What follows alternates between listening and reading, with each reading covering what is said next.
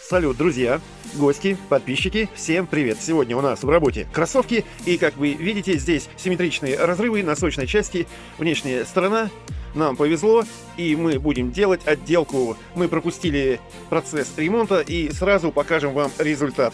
Как видите, мы подобрали один из цветов, который присутствует в этих кроссовках, и просто продолжили отделку на сочной части.